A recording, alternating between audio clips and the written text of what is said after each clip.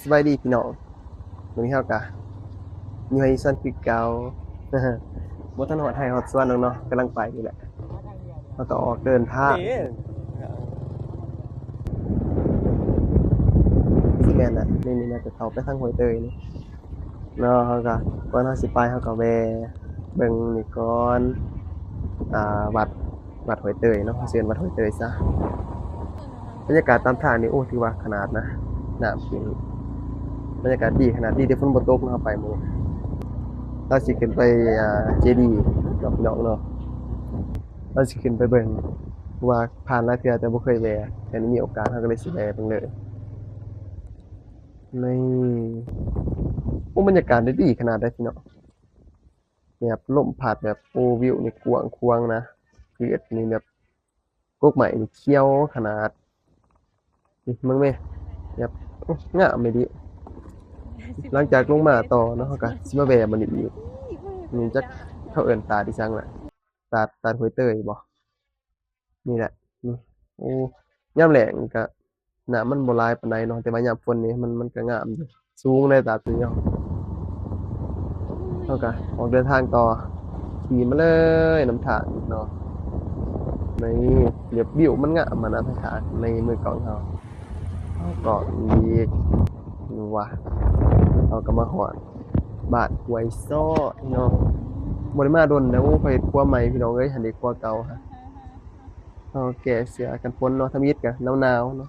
หลังๆมาก็เริ่มร้อนบัดนี้อ้อแก้เสื้อออกจากนั้นนะเราก็ขี่รถต่อเนาะเพราะว่ายังอีกเส้นทางไกลเราต้องเดินทางนี่มาฮอดนี่ทางมันขรุขระเดี๋ยวมันจะผ่านบ่ได้เนาะเราก็เดินทางต่อพวกอยู่ลุ่มๆพุ่นเนาะสิลงไปมาเลยจนใกล้สิฮอดด่านภาษีของเมืองสนามไส้ด่านเก็บเงินอีกเดือนหนึ่งเราขี่ต่อลงมาเลย นี่เราจะเห็นครัวหอยลิงเนาะหันจะเป็นครัวเก่าหัวหอโอ้ยบ่ได้มาดนแล้วโอ้อีหยังก็เปลี่ยนแปลงไปเบิดเด้อสะดวกสบายแล้วหลังจากมิดหอยลิงมาเราก็เข้าสู่เส้นทางอยากบ่ง่ายต้องเข้าไปเนาะนี่ชมนะอ่าถือว่าตั้งใจขับรถขนาดเนาะอย่าพาหลงนี่มาฮอดวันนี้เนาะมันก็ถือว่าใกล้สิฮอดแล้วนี่ยามเห็นภูแล้วก็เห็นน้ำตกตาดนี่ แต่ว่าใกล้สิฮอดจุดหมายปลายทางของเราแล้วเนาะเพราะว่าส่วนเราจุดหมายปลายทางก็แม่นอยู่ห้วยซิปนี่เราก็ถามหมู่เราเนาะเราก็ถ่ายน้ำตกตาดให้เบิ่งหมู่ก็มาแล้วหมู่ขับรถช้าขนาดหมู่บ่ชินทางนี่จากนั้นแล้วเราก็ไปต่อนี่เราก็ขี่ไปเลยขี่มาอีกจักหน่อยหนึ่งเราจะเห็นหาดจากนั้นแล้วเราก็สิเตรียมเลี้ยวเข้าสวนของเรานี่โอ้ทางเข้ามานี่ก็ยังฮู้นะว่า มันสำไรหั้นนะนี่เขาก็มาทางเทียมคิดว่ามันสิตื่นแต่มันก็บ่ตื่นเกือบล่มนี่เขาก็มาต่อทางนี่เป็นทางที่หินล้างเนาะทั้งสองฝากนี่มันเป็นกอหน่อไม้ไล่ทางก็ประมาณนี้ยากอยู่แต่ก็บ่ยากเพราะว่าเราขี่จนสิ้นแล้วเนาะสำนี้มันก็บ่ยากเนาะสบายในมาอีกจุดหนึ่งเนาะเราก็ท่าให้รถสวนขึ้นมาก่อนมันก็เป็นวิวที่สวยสดงดงามเราก็ถ่ายไว้ให้เบิ่งหลังจากนั้นเราก็เดินทางต่อเบิ่งแต่สภาพเส้นทางเนาะดีแต่มันบ่ล่มสวนทุเรียนนี่สำนี้บ่มีปัญหาสำนี้เราก็ลุยเลยสไตล์ลุยอยู่แล้วเนาะนี่เราขี่มาต่อจนฮอดห้วยซิปเนาะฮอดปัวแต่ว่าน้ำก็ท่วมครัวเราก็จำเป็นต้องได้ใส่กัวอูเนาะใส่กัวอูซึ่งว่าเราบ่ได้มาเฮิงเนาะเราก็บ่มั่นใจว่ามันสิปลอดภัยหรือบ่เราก็ต้องย่างเบิ่งก่อนในสภาพครัวที่ว่ายังสมบูรณ์แบบเนาะนะน้ำท่วมครัวเราไต่ทางดุมบ่ไหลเราก็ต้องได้ไต่กัวอูคือว่าผ่านอยู่เนาะครัวนี่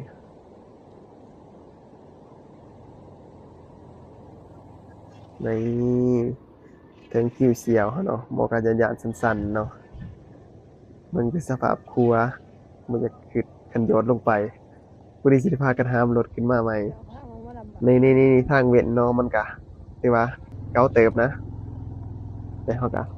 บ่มีปัญหาส่ำนี้เราก็ไปต่อ นี่มาฮอด3แยกจากนั้นเฮาก็เลี้ยวซ้ายแล้วมีการเลี้ยวหลังเนาะเพราะว่าหมู่เฮามาช้าๆบ่ขี่รถช้าหลายนี่เฮาก็เลี้ยวเป็นระยะเนาะเฮาก็พยายามทิ่มห้อยรถไว้เนาะให้หมอเห็นห้อยรถแต่หมอก็บ่เห็นห้อยรถสุดท้ายหมอก็ลงทางเนาะหมอก็ไปซื้อเลยจะได้ไปนำหมอนี่ตอนนี้เฮาก็มาถึงแล้วสวนของเฮามาฮอดแล้วนี่บ่ได้มาดนแล้วเนาะ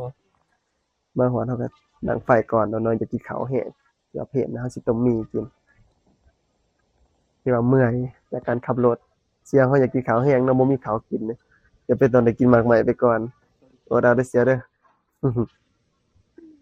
นี่แมวเขาก็มายามเนาะแมวเขาบ่ได้ซื้อหัวอาหารมาให้ซ้ำนอนให้ตาเป็นตาอีตนอยู่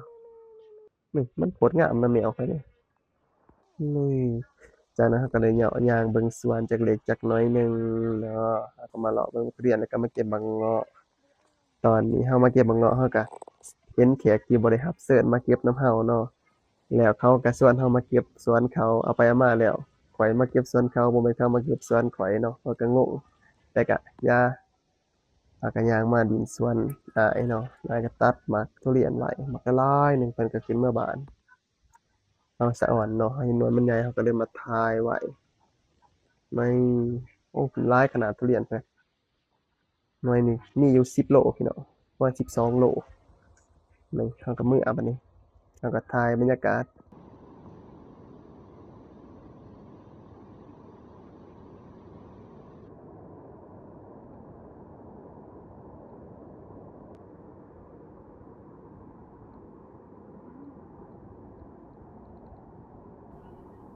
วันนี้เราก็